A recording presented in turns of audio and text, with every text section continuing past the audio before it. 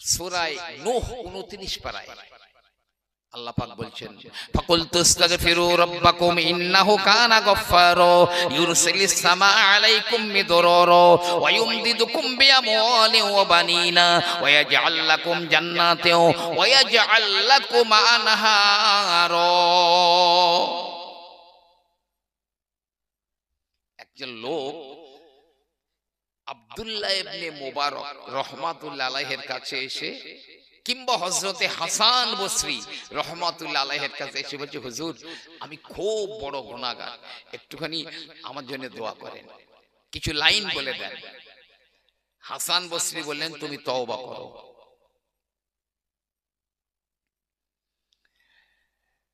একজনা বলছে, হুজুর অনাবৃষ্টি, মানে বৃষ্টি হয় না, খরা ডেকে গেছে, কি করি, একটু আপনি একটু যুক্তি দেন।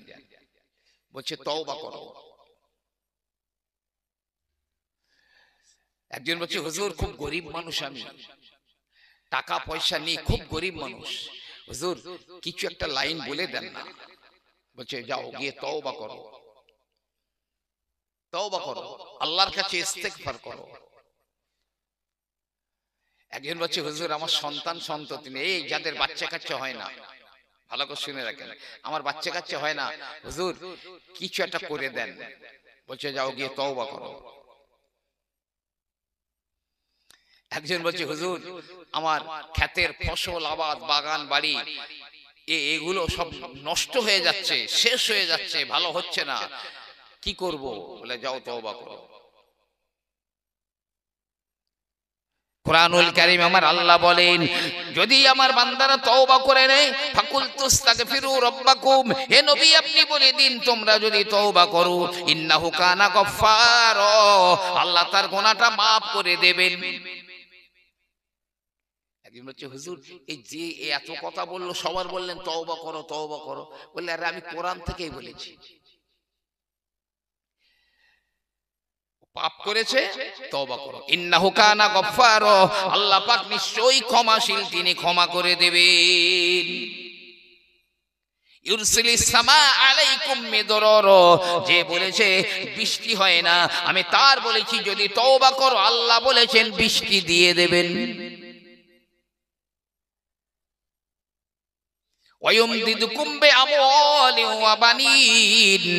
আর যে বলছো আমার অভাব অনটন রয়েছে, আল্লাহ বলছে তওবা করো, তোমার অভাব অনটন আমি ঘুচিয়ে দেব। যে বলছে আমার সন্তান নাই, আল্লাহ পাক বলেন তওবা করো তওবা করো, আমি আল্লাহ পাক তোমার সন্তান দিয়ে দেব। ওয়ায়াজআল লাকুম জান্নাতিন ওয়ায়াজআল লাকুম আনহারা, আর যে বলছো আমার খেতি বাড়িতে ফসল হয় না, নষ্ট হয়ে যায়, তাকে বলছি তওবা করো, আমার আল্লাহ বলেছেন তওবা করো, তোমার বাগান বাগিচা ক্ষেতের ফসল আবাদ গুলো সুন্দর হয়ে যাবে, আর আমি আল্লাহ অধিক কিন্তু তোমাদের জন্য নদী প্রবাহিত করে দেব, নদী প্রবাহিত করে দেব। আমার আল্লাহ বড় মেহেরবান, নবী পাকও বড় মেহেরবান। একদিন নবী পাক সাহাবাদের বলছেন, সাহাবাদের বলছে এই শোনো, আল্লাহ প্রত্যেকটা নবীকে একটা স্পেশাল দোয়া করার অধিকার দিয়েছেন।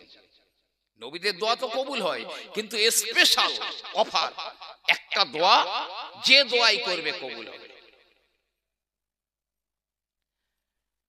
সাহাবায়ে কেরামেরা বললেন, ইয়া রাসূলুল্লাহ ইয়া হাবিবাল্লাহ, সব নবীরা রাসূলেরা কি ওই দোয়াটা করে নিয়েছেন? আল্লাহর নবী বললেন, হ্যাঁ হ্যাঁ হ্যাঁ, সব নবীরা রাসূলেরা ওই দোয়াটা করে নিয়েছেন। সাহাবারা বললেন, ইয়া রাসূলুল্লাহ আপনিও কি ওই দোয়াটা করে নিয়েছেন? আপনিও কি করেছেন? বিশ্বনবী হাবিবুল্লাহ জনাবে মুহাম্মদুর রাসূলুল্লাহ সাল্লাল্লাহু আলাইহি ওয়াসাল্লাম বলেন, ও আমার সাহাবারা, না না না না, আমি রাসূলুল্লাহ ওই দোয়াটা করি না, এখনো তুলে রেখে দিয়েছি,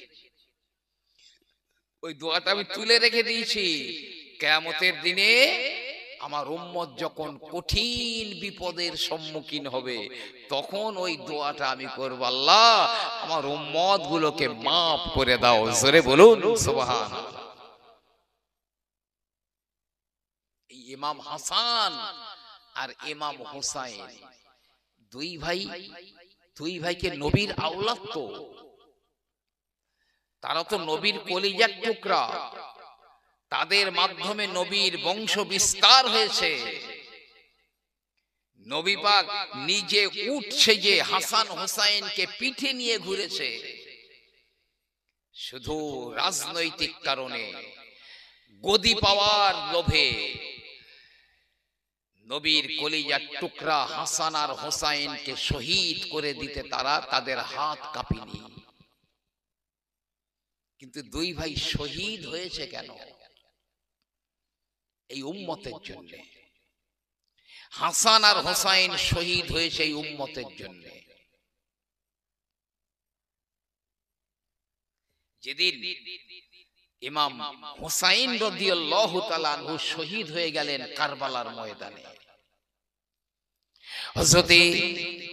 হযরতে উম্মে সালামা রাদিয়াল্লাহু তাআলা আনহা এবং হযরতে ইবনে আব্বাস রাদিয়াল্লাহু তাআলা আনহু স্বপ্ন দেখেন আল্লাহর নবী খালি গায়ে, সারা গায়ে ধুলোবালি মাখা রয়েছে, আল্লাহর নবীর চেহারায় ধুলোবালি লেগে আছে, মাথাটা রুক্ষ, ধুলোবালি লেগে রয়েছে।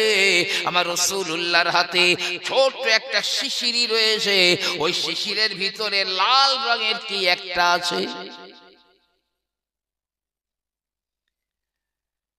উম্মে সালামা রাদিয়াল্লাহু আনহা, আব্দুল্লাহ ইবনে আব্বাস রাদিয়াল্লাহু আনহু দুজনাই বলছেন, ইয়া রাসূলুল্লাহ, ইয়া হাবিবাল্লাহ,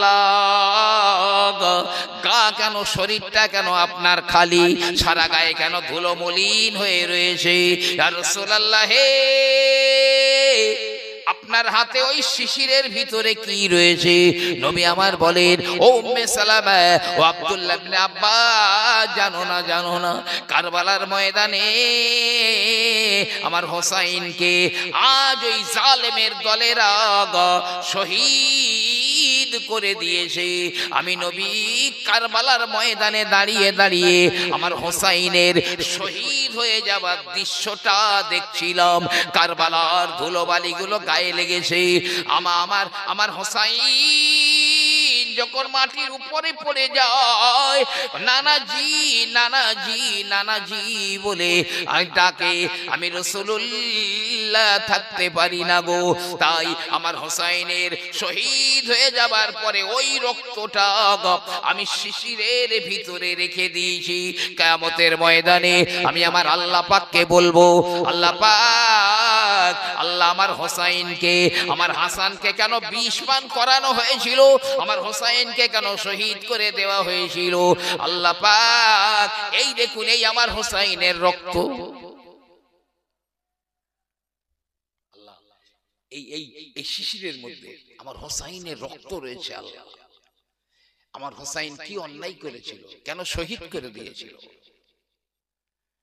এই রক্তের বিনিময়ে, আমার এই হোসাইনের রক্তের বিনিময়ে আমার যত গুনাহগার উম্মত আছে, আমার গুনাহগার উম্মত গুলোকে আল্লাহ মাফ করে দাও। আমার আল্লাহ পাক বলবেন, হাবিব, আজ আমার ওই হোসাইনের রক্তের ওসিলায় আমি আপনার গুনাহগার উম্মত গুলোকে মাফ করে দিলাম। বলুন না সুবহানাল্লাহ।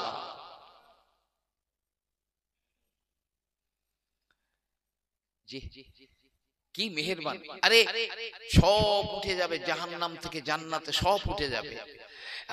একটা লোক আছে আর জাহান্নামে, বহু লোক আছে কাফের বেঈমানরা, কিন্তু একটা লোক আছে, সে যে ঈমানদার এটা কোনো ফেরেশতা পর্যন্ত জানে না, কোনো নবী রাসূলও জানেন না, শুধু আল্লাহ পাক জানেন কতটুকু ঈমান আছে। যা মনে হয় 50টা আপনার ওই দূরবীক্ষণ যন্ত্র দিয়ে দেখলেও দেখা যাবে না, এত ক্ষুদ্র। আমার আল্লাহ রাব্বুল আলামিন বলেন, ফামাই ইয়ামাল মিসকালা যাররাতিন খায়রান ইয়ারা, কেউ যদি যাররা পরিমাণ ভালো কাজ করে আমি আল্লাহ পাক তার প্রতিদান দিয়ে দেব। ওমাই ইয়ামাল মিসকালা যাররাতিন শাররান ইয়ারা, কিন্তু কেউ যদি যাররা পরিমাণ গুনার কাজ করে আমি আল্লাহ পাক তার প্রতিদানও তাকে দিয়ে দেব। আল্লাহ পাক এবারে ইচ্ছা করবেন ওই মানুষটাকে জাহান্নাম থেকে আমি ওঠাবো। সে যে ঈমানদার এটা কেউ জানবে না। তো আল্লাহ ফেরেশতাদের বলবেন, এই ফেরেশতারা ওই লোকটাকে সেই জাহান্নামের গভীর থেকে তুলে এই জাহান্নামের দরজার চৌকাঠে এনে দাঁড় করিয়ে দেয়। ফেরেশতারা ওই জাহান্নামের একদম গর্ত থেকে টেনে টেনে এনে জাহান্নামের দরজায় দাঁড় করিয়ে দেবে, নিচে মুখটা জাহান্নামের দিকে। অনেকক্ষণ পরে লোকটা বলবে, আল্লাহ একটা কথা বলবো। কি বলবি? আল্লাহ সেই জাহান্নামের সেই গর্ত থেকে তুলে আমার যখন এই দরজা পর্যন্ত এনেছো আল্লাহ, একটুখানি আমার এই ওই চৌকাঠের উপরে তুলে দাও না আল্লাহ। আল্লাহ বলছে, আমি যদি তোর ওখান থেকে এই চৌকাঠে তুলে দেই আর কিছু চাইবি তুই আমার কাছে? বলে, না আল্লাহ আমার আর কিছু চাওয়ার নেই। তা আল্লাহ ফেরেশতাদের বলবেন, এই ওকে ওই নিচে থেকে জাহান্নামের চৌকাঠের উপরে তুলে দে। তো ওই মুখটা জাহান্নামের দিকে ঘোরানো আছে। অনেক সময় পার হয়ে গেল, ওই লোকটা অনেকক্ষণ পরে বলে, ইয়া আল্লাহ, একটা কথা বলবো আল্লাহ। এই কি বলবি তুই? আল্লাহ সেই যখন জাহান্নাম থেকে তুলে জাহান্নামের চৌকাঠে দাঁড় করিয়ে দিয়েছো, তো মুখ তো জাহান্নামের দিকে ঝলসে যাচ্ছে, শুধু মুখটা একটু ঘুরিয়ে দাও না আল্লাহ। আল্লাহ খুব রেগে যাবেন, এই তুই বললি কিছু চাইবো না, আবার বলছিস। আদম সন্তান বলে একের পরে এক, এই তোর মুখটা যদি ঘুরিয়ে দেই আর কিছু চাইবি তুই? আল্লাহ আর কিচ্ছু আমার চাওয়া নেই। তা আল্লাহ বলবে, দে ওর মুখটা ঘুরিয়ে দে। মুখটা ঘুরিয়ে দিয়েছে। অনেক সময় যাবে, মানে আল্লাহ কত বড় মেহেরবান। অনেক সময় পরে এই লোকটা আবার ডাকবে, ইয়া আল্লাহ। আল্লাহ বলবে, কি হয়েছে রে? আল্লাহ এবার একটা কথা বলবো। কি বলবি? আল্লাহ সেই যখন জাহান্নাম থেকে তুলে এত দূর এনেছো, আমার এই গেট থেকে একটু দূরে সরিয়ে দাও না। আল্লাহ পাক বড় রেগে যাবেন, ডাঁট ডপট করে বলবেন, হে আদম সন্তান, তোর জবানে ঠিক নাই। তুই মুখে বলিস এক, কথা কাজে করিস আর এক। না না না, আমি আল্লাহ পাক যদি তোকে ওখান থেকে দূরে সরিয়ে দিই, আমার কাছে আর কিছু তুই চাইবি নাকি? না না না আল্লাহ, এটা আমার লাস্ট, একদম আর কিছু চাইবো না। আল্লাহ পাক বলবেন, হে ফেরেশতারা, আমার ওই বান্দাকে একটু দূরে সরিয়ে দে। অনেক দূরে সরিয়ে দিয়েছি জাহান্নাম থেকে। অনেকক্ষণ পরে থেকে থেকে মুখ চুল করছে, আল্লাহ এই কি হলো? এবার একটা কথা বলবো। তুই আবার কি বলবি রে? বলবি তো আর কিছু চাইবো না। বলে, আল্লাহ এই জাহান্নামে পুড়ে পুড়ে তো কালো হয়ে গেছে, একদম কয়লা। ওই বাহারুল হায়াত রয়েছে, ওখান থেকে একটাবার যদি আমার চুবিয়ে নিয়ে আসতে, এই কয়লার মতো চেহারা থাকতো না, একদম পূর্ণিমা চাঁদের মতো জল জল করতো চেহারাটা। একটুখানি ওখান থেকে একটু চুবিয়ে আনো না। আচ্ছা, তোর যদি ওই ওখান থেকে একটা ডুব মেরে মারিয়ে নিয়ে আসি, আর কিছু চাইবি তুই? বলছে, না আল্লাহ এবার তুমি একবার দেখো, আর একদম মোটেও চাবো না। তা আল্লাহ বলবে, যা ওখান থেকে এই ফেরেশতার ওখান থেকে একটা করে চুবন দিয়ে তুলে নিয়ে আয়। তুলে এনেছে, একদম দেহ ঝরঝরে পরিষ্কার চাঁদের মতো। এবার আল্লাহ বলছে, এই ফেরেশতার, এই শুনতে পাচ্ছে না? এই জান্নাতের দরজাগুলো খুলে দে, চোখের সামনে দেখো, খুলে দে। তা ফেরেশতারা জান্নাতের দরজা খুলে দিয়েছে, আর ও দেখছে জান্নাতীরা কি আরাম, কি সুখে, কি আনন্দে রয়েছে। লোকটা অনেক সময় থেকে বলবে, হে আমার আল্লাহ, হে আমার মাওলা। আল্লাহ বলবেন, কি হয়েছে বল। ওই লোকটা বলবে, আল্লাহ একটা কথা কি আমি বলবো। আল্লাহ কি বলেন, কি বলবি রে, তুই তো বারে বারে ওয়াদা খেলাপ করিস, বড্ড রেগে যাবেন আমার আল্লাহ, বল কি চাইবি। বলে, আল্লাহ পাক আমার জান্নাতে দিতে হবে না, শুধু একটুখানি জান্নাতের গেটে দাঁড় করিয়ে দাও।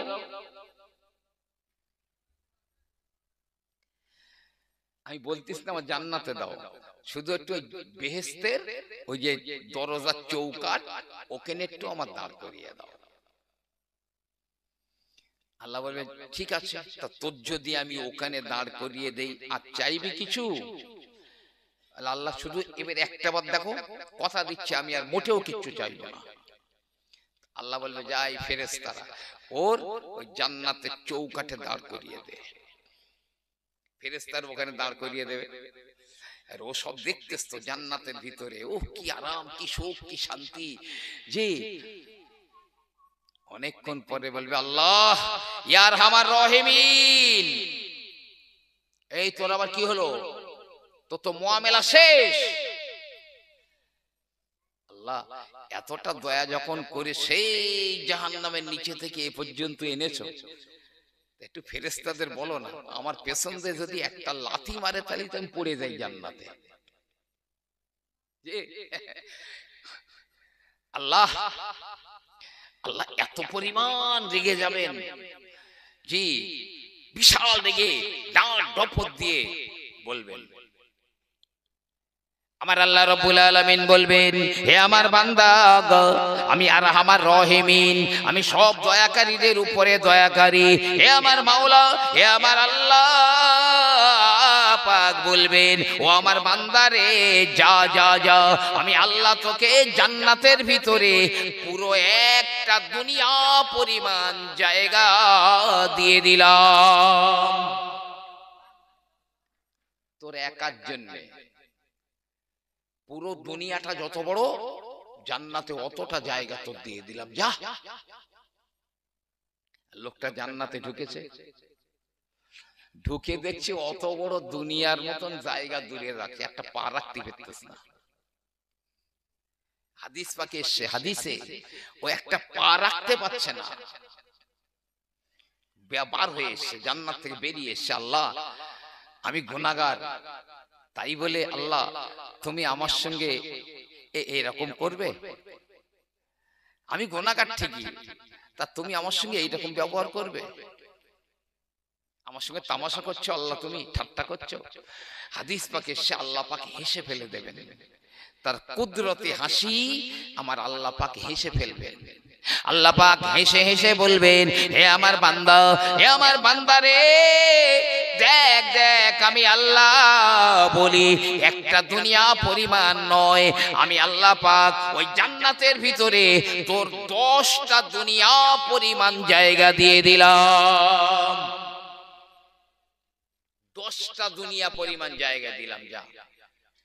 লোকটা ঢুকে দেখবে পুরো 10টা দুনিয়া, 10টা পৃথিবী পরিমাণ জায়গা শুধু তার একার জন্যই দেওয়া হয়েছে।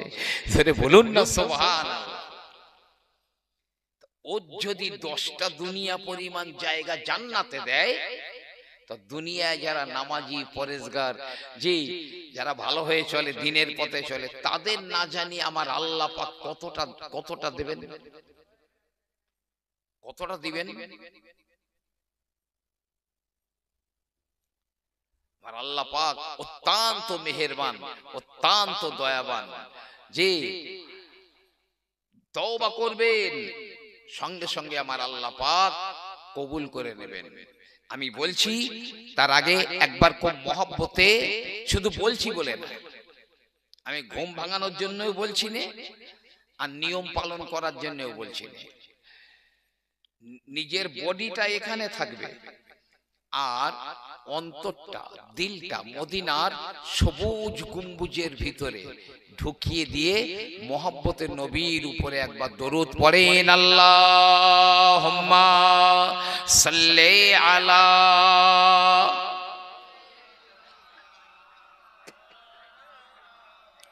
وعلى آل سيدنا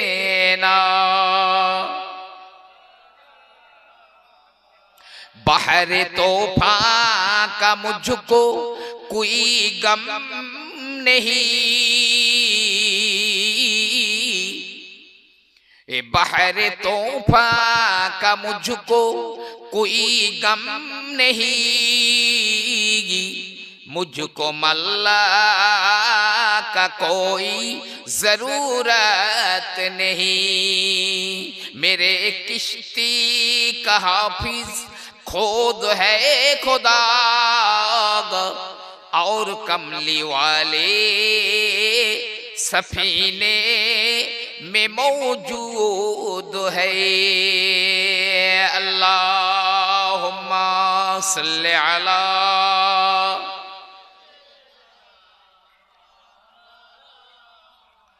वअला आले सय्यिदिना। কিয়ামতের দিনে ঘরবাড়ি থাকবে না, পাহাড় পর্বত থাকবে না, নদী নালা থাকবে না, পৃথিবীটা সমান হয়ে যাবে। আমার আল্লাহ পাক জিবরিল আমিনকে বলবেন, ও জিবরিল যাও যাও আমার নবীজিকে, আমার নবী পাককে কবর থেকে উঠিয়ে আনো।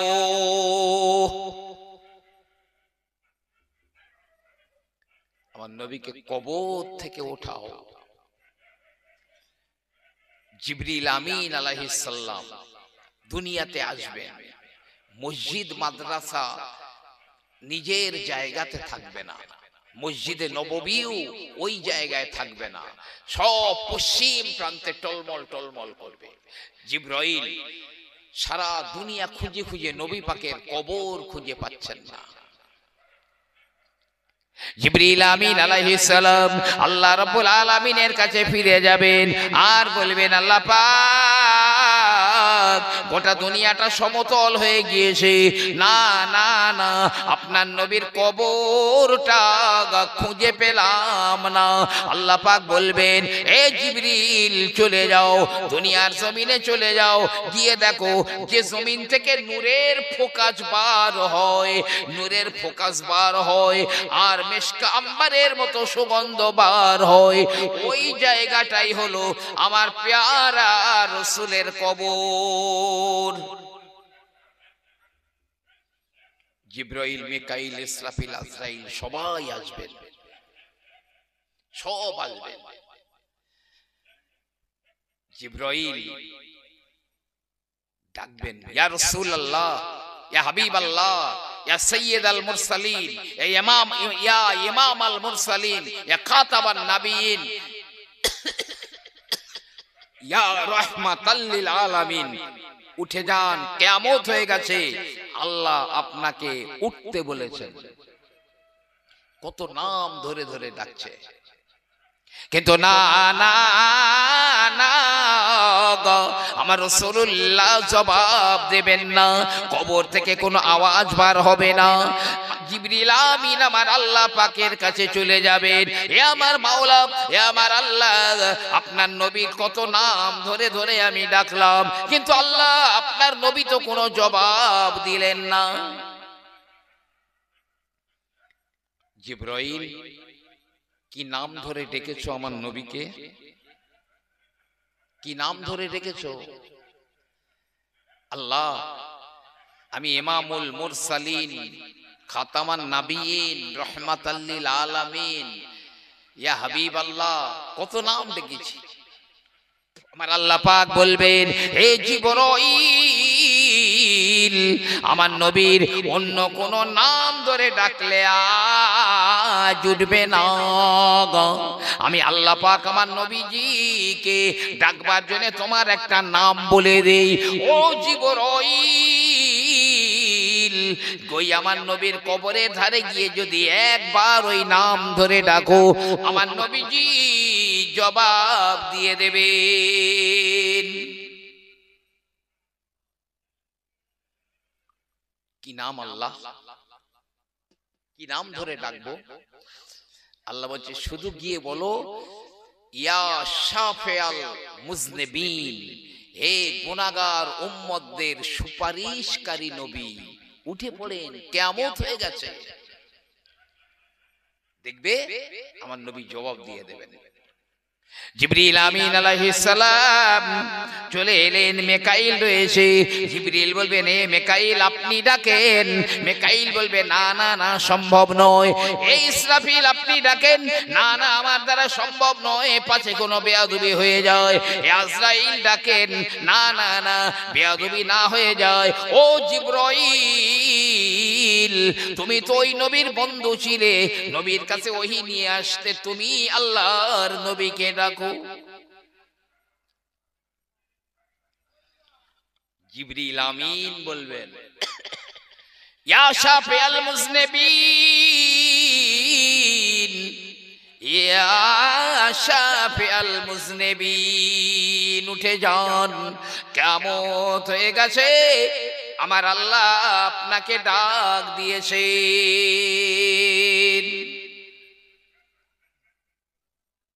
সঙ্গে সঙ্গে আমার রাসূলের কবর মোবারকটা ফেটে যাবে,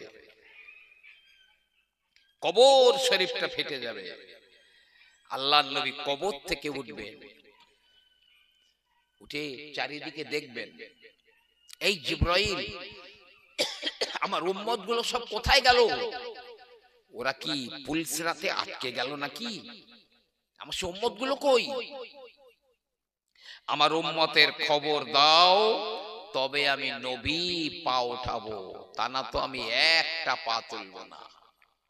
জিবরিল আমিন আলাইহিস সালাম বলবেন, ইয়া রাসূলুল্লাহ, ইয়া হাবিবাল্লাহ, হুজুর আপনি ব্যথা নিবেন না, কেউ এখনো কবর থেকে ওঠে না, আপনাকে প্রথমে কবর থেকে ওঠানো হয়েছে।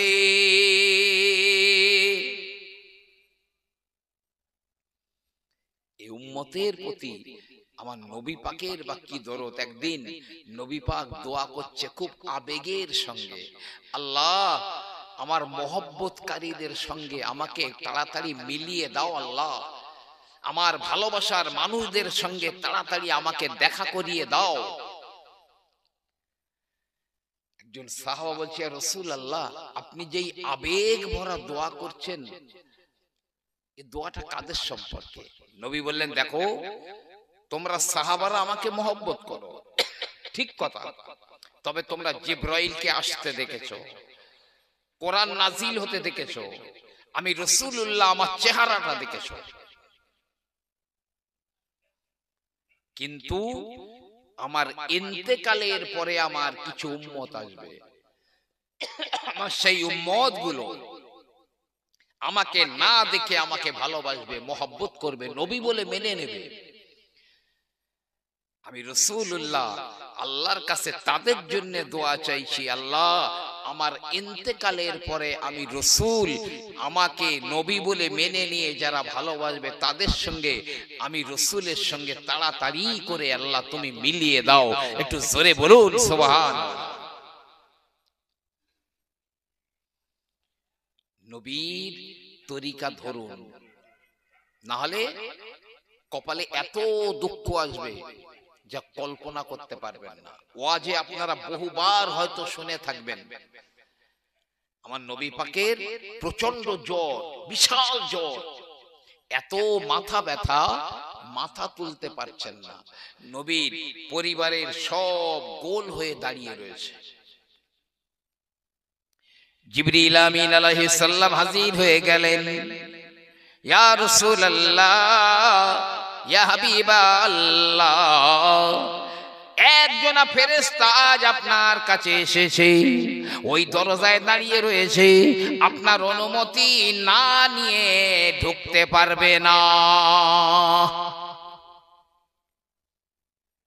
ওদিকে বাইরের দরজায় একজনা বলছে, এই নবীর পরিবারের মানুষেরা আমাকে একবার আল্লাহর নবীর দরবারে যাবার অনুমতি দেবে? আম্মা জান হযরতে ফাতেমা রাদিয়াল্লাহু তাআলা আনহা তিনি বলেন, আমি উকি মেরে মেরে দেখি দরজায় দাঁড়িয়ে রয়েছে শাখসুম মুহাব, ভয়ঙ্কর আকৃতির এক ব্যক্তি দাঁড়িয়ে রয়েছে। আম্মাজান ফাতেমা বললেন, ইয়া রাসূলুল্লাহ, আব্বাজান, ভয়ঙ্কর এক ব্যক্তি দরজায় দাঁড়িয়ে রয়েছে, আপনার কাছে আসতে চাইছে, আমাদের এই কি বিপদের সময়। নবী বললেন, ফাতেমা, চেনো ওনাকে? না, চিনি না তো। প্রিয় নবী আমার বললেন, এই বেটি ফাতেমা, উনি হলেন মালাকুল মউত, উনি হলেন আজরাইল। আল্লাহ নবী বললেন, এ মালাকুল মউত, চলে এসো, চলে এসো। আজরাইল হাজির হয়ে গেলেন। আসসালামু আলাইকা ইয়া রাসূলুল্লাহ।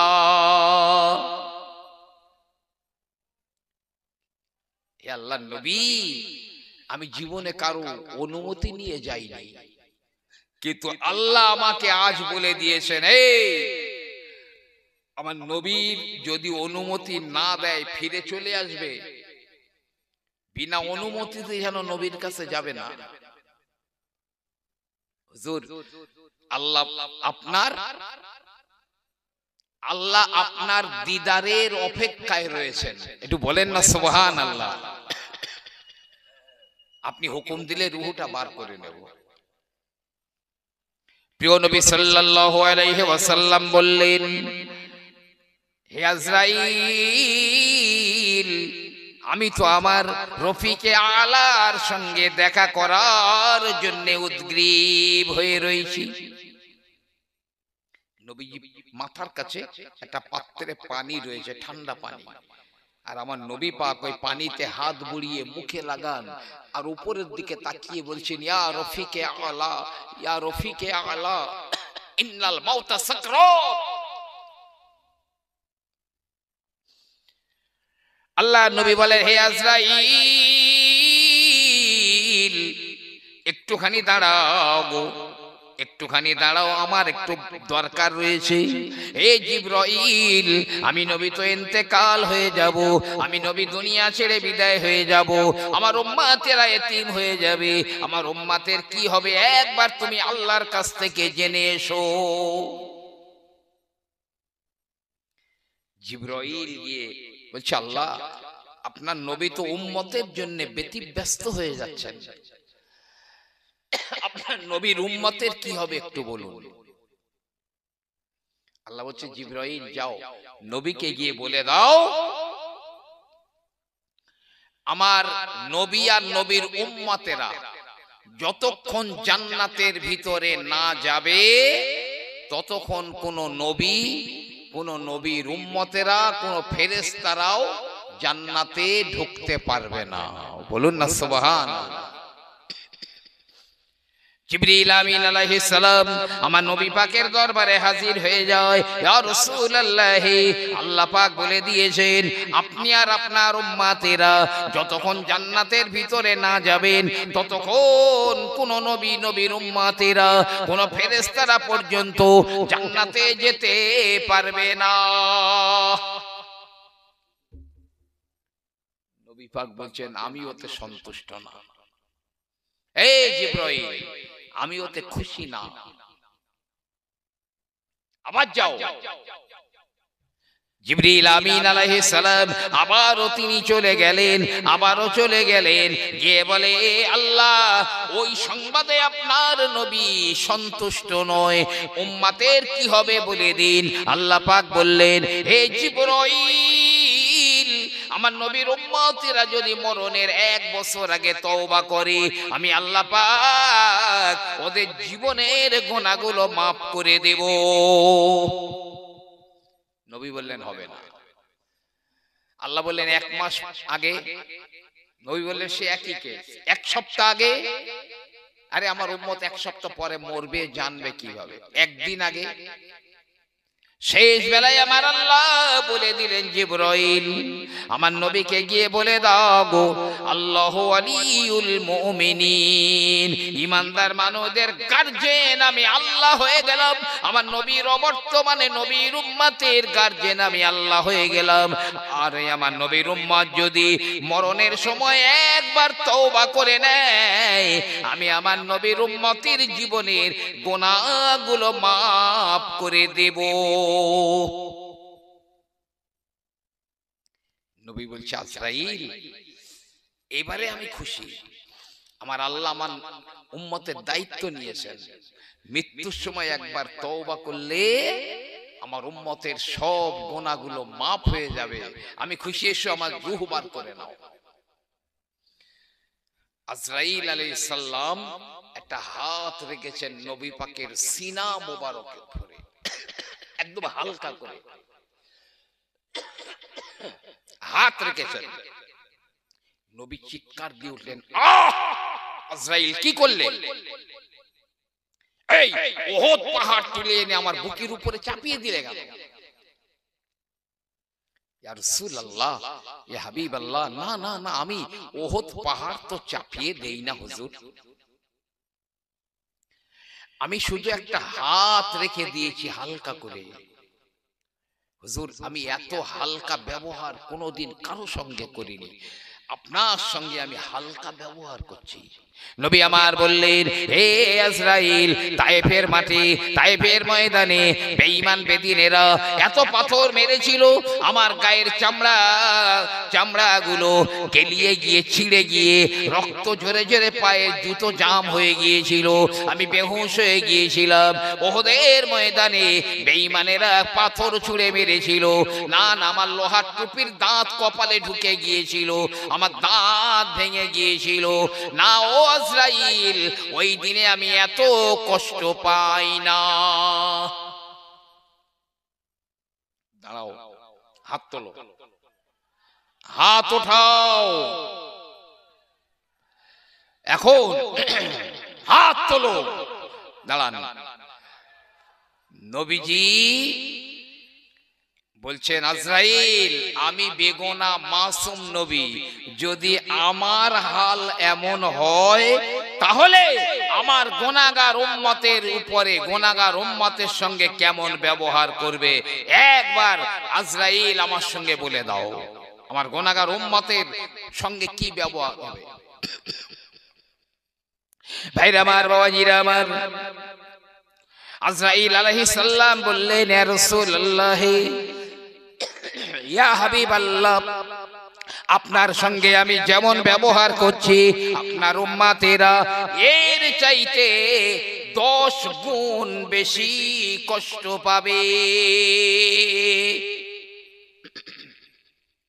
এর চাইতে 10 গুণ বেশি কষ্ট পাবে। নবী বলছে, আজরাইল, এক কাজ করো, এখন থেকে আর কিয়ামত পর্যন্ত, এখন থেকে কিয়ামত পর্যন্ত আমার যত উম্মত আছে আর আসবে, সবার সবার মৃত্যুর যন্ত্রণাটা এক জায়গায় করো, মৃত্যুর যন্ত্রণা এক জায়গায় করো, সব আমার বুকের উপরে চাপিয়ে দাও। দুনিয়াতে একটা দেখান তো, দুনিয়াতে একটা দেখান, এত মহব্বতের মানুষ আছে, এত ভালোবাসার মানুষ আছে। ভাই, নবীজির ওই জমানা থেকে আর কিয়ামত পর্যন্ত কত উম্মত আসবে, সবার মৃত্যু যন্ত্রণা বলছে আমার বুকে চাপিয়ে দাও। আজরাইল আলাইহিস সালাম বললেন, ইয়া রাসূলুল্লাহ, ইয়া হাবিবাল্লাহ, আপনি বিচলিত হবেন না, আপনার উম্মত যদি আল্লাহ ওয়ালা হয়, আপনার উম্মত যদি নবী ওয়ালা হয়, আপনার উম্মত যদি আল্লাহর মাহবুব হয়, আমি তার রূহটা বার করে নেব। ইয়া রাসূলুল্লাহ, ও বুঝতে পারবে না, সে জানতে পারবে না, মায়ের কোলে শিশু বাচ্চা দুধ খেতে খেতে ঘুমিয়ে যায়, ওই বাচ্চা যেমন ওর মুখ থেকে স্তনটা বার করে নিলে কিছুই বুঝতে পারে না। হে আল্লাহর নবী, আমি আপনার উম্মতের রূহটা এমন করে কবজ করে নেব, জোরে বলুন না সুবহানাল্লাহ। শিশু বাচ্চার মতো ঘুমিয়ে পড়বে, আল্লাহ আর আল্লাহর রাসূল ছাড়া বিশ্বাস করেন নবিয়ানা মেম্বারে বলছি, আপনার আপনজন আর কেউ নেই, কেউ নেই। গুনাহ যত হয়েছে আল্লাহ ক্ষমা করবেন, তবে একটা গুনাহ মাফ হবে না। নেমে যাব আমি, আমার নেমে যাওয়ার সময় হয়ে গেছে, নেমে যাব। আমার পরবর্তী বক্তা আপনার পীরজাদা আবুল বাশার সাহেব, পীরজাদা আবুল বাশার সাহেব, উনি এসে গেছেন। একটু তাকবীর দেবেন, নারায়ে তাকবীর।